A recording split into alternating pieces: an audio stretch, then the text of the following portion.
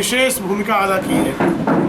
इसलिए जिस तरह से बिहार के लिए हमेशा प्रधानमंत्री जी का चिंतन रहता है, प्रधानमंत्री जी विकास मार्ग पे जिस तरह से बिहार को बढ़ाने के लिए काम करते हैं, जैसे अभी जब हम लोग इस प्रेस कॉन्फ्रेंस को संबोधित कर रहे हैं, ठीक इसके पहले अभी कोसी रेल महासेतु का उन्होंने लोकार्पण किया है, जिससे उत्तर बिहार और दक्षिण बिहार को जोड़ने का एक बहुत बड़ा काम, जो परियोजना 2003 में श्रद्धेय अटल बिहारी वाजपेयी जी के कार्यकाल में प्रारंभ हुई थी।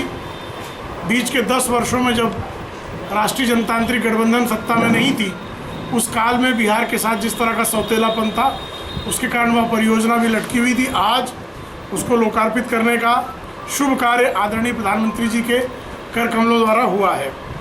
प्रधानमंत्री जी ने सतत बिहार के लोगों के लिए जो काम किया है, उसमें से कुछ चीज़ें जो प्रमुख बिंदु हैं वो मैं आप लोगों के समक्ष प्रस्तुत करना चाहूँगा। सबसे ज़्यादा आज आपको पता ही होगा कि किसानों के मामले में, विशेष करके किसानों को बीज से लेकर बाजार तक जिस तरह से सशक्त करने का अभियान आदरणीय प्रधानमंत्री जी के नेतृत्व में राष्ट्रीय जनतांत्रिक गठबंधन ने किया है, तो पहले मैं किसानों से अपनी बात प्रारंभ करूंगा। प्रधानमंत्री किसान सम्मान निधि योजना, प्रधानमंत्री फसल बीमा योजना, प्रधानमंत्री कृषि सिंचाई योजना के माध्यम से किसानों को मजबूत स्थिति में खड़ा करने के लिए हर संभव प्रयास हुआ है। प्रधानमंत्री किसान सम्मान निधि योजना के तहत प्रतिवर्ष 6,000 रुपये सीधे किसानों के खाते में पहुंच रहा है। इस योजना से बिहार के 71.72 लाख, एक बार फिर से मैं फिगर रिपीट कर रहा हूँ, 71.72 लाख किसान लाभान्वित हुए हैं।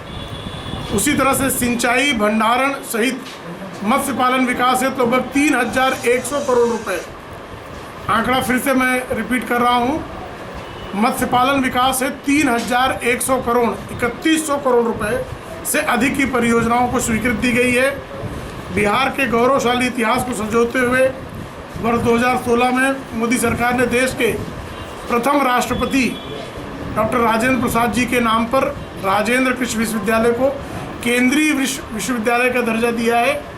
केंद्रीय विश्वविद्यालय का दर्जा देने से किसान किस तरह से लाभान्वित होते हैं, हमारे पत्रकार मित्र इससे भली भांति अवगत हैं। मोदी जी ने किसानों के बाद युवाओं पर भी अपना ध्यान सतत बिहार के युवाओं के विकास के लिए अपना ध्यान केंद्रित किया और कौशल एवं आत्मनिर्भर बनाने के लिए युवाओं को कुशल एवं आत्मनिर्भर बनाने के लिए 1,550 करोड़ रुपए का प्रावधान किया गया है। बिहार में इस योजना से लगभग 1 लाख से अधिक युवाओं को तकनीकी रूप से प्रशिक्षित किया जा रहा है।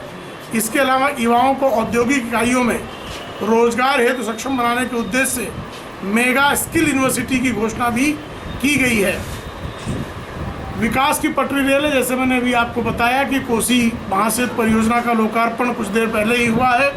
मोदी सरकार ने बिहार के कोने कोने में रेलवे का जाल बिछाने के लिए युद्ध स्तर पर कार्य प्रारंभ किया है। बिहार में रेल विद्युतीकरण से लेकर नए रेल लाइन बिछाने के लिए आदरणीय नरेंद्र मोदी जी की सरकार ने 8,870 करोड़ रुपए की परियोजनाओं को स्वीकृति दी है।